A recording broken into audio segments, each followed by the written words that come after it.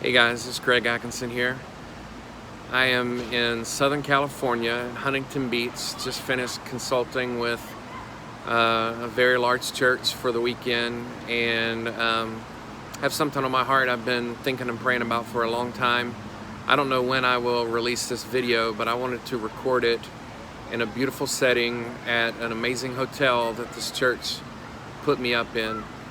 God has blessed me throughout my life with wonderful family, career, friends, done a lot of amazing things, had 25 years in ministry, February 1994, 25 years of ministry, serving churches of all sizes, including 3 mega churches, and consulting with churches of all sizes, all denominations, all styles, all throughout North America. I'm seen as an expert in my field, and I've written 3 best-selling books on church leadership. And I don't say any of this to brag. I say this to brag on God. The secret, the thing that nobody knows about me, is that I struggle with mental illness, and mental health is a passion of mine. It's something I want to speak out about more in the future. I've been very open about seeing a counselor for decades. I see a counselor every week. I've talked often about seeing a counselor, but that's safe, that's okay. I've also been open about having an anxiety disorder, and I wrote a devotional on anxiety for YouVersion called Take Courage, Winning the War on Fear, and that's safe, that's okay, because a lot of people struggle with anxiety. But what I haven't ever said publicly, and only a few of my friends know, and family, is that I have bipolar disorder. It's hard to say that because of the stigma that goes with it. But just this week, another young pastor took his life who struggled with mental health, mental illness, and depression. Earlier this year, another young pastor in his 20s took his life. The one this week was in his 40s. This breaks my heart. This is why I'm passionate about working with ex-pastors and those that are struggling and those that are hurting. I've been ashamed to say something. I've been ashamed to speak out. I've talked about counseling, I've talked about anxiety, but not enough about depression and mental illness, and I apologize for that. I've chosen secrecy and safety and the job security and the comfort of knowing that churches and organizations can call on me and trust me and put great confidence in me as a consultant and writer and speaker. But this week was a wake-up call when that pastor took his life. I realized that more of us need to speak out. We need to show that 1 in 5 Americans struggle with some sort of mental illness, and it does not affect your mental capacity at all. It does not affect your intelligence, your competence. The reason I started out talking about some of my career is because God has blessed me in amazing ways. And having bipolar brings a lot of challenges. I take a lot of medicine. Sleep is very tough for me. I struggle with sleep. It's hard on me when I travel. Being here in California and the waking up early for a flight and changing time zones, that's difficult on me, and it affects my medicine and how much I take, when I take it.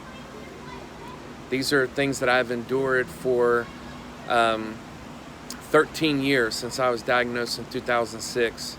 The daily struggle. I've never missed a dose of medicine. But there's a stigma that comes with mental illness, and bipolar specifically, and that is people equate bipolar to crazy. And we've got to end that. We've got to stop that. Bipolar does not mean crazy. It means you have a chemical imbalance in your brain, and you need medicine to stabilize it. You need mood stabilizers to stabilize your brain. I've talked enough. I just want to say that if I can do it, anybody can do it. Yes, I've done some cool stuff in my career, but God gets all the glory.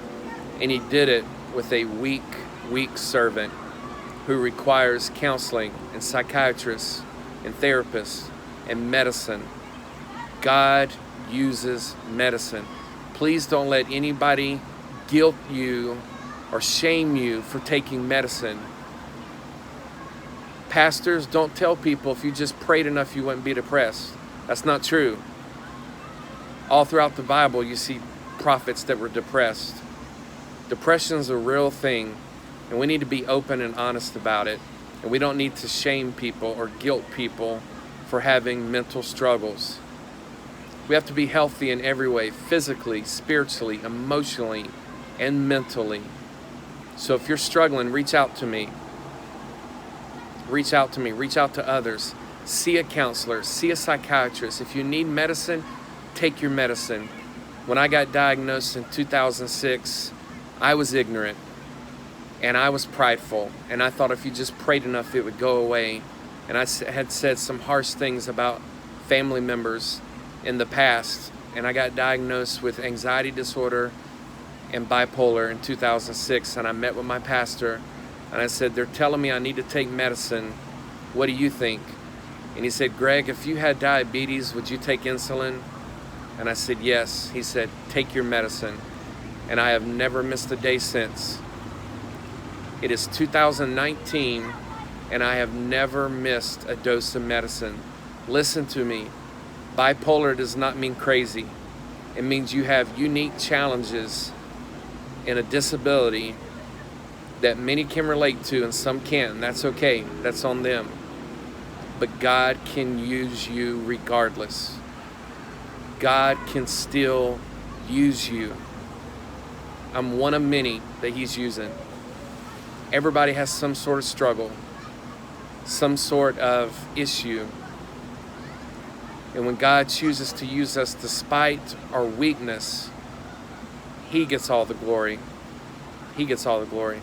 I have a lot of goals. I'm very driven, very ambitious. I have a book I'm working on right now, followed by another book right after that, and more books that are on the docket that I'm passionate about.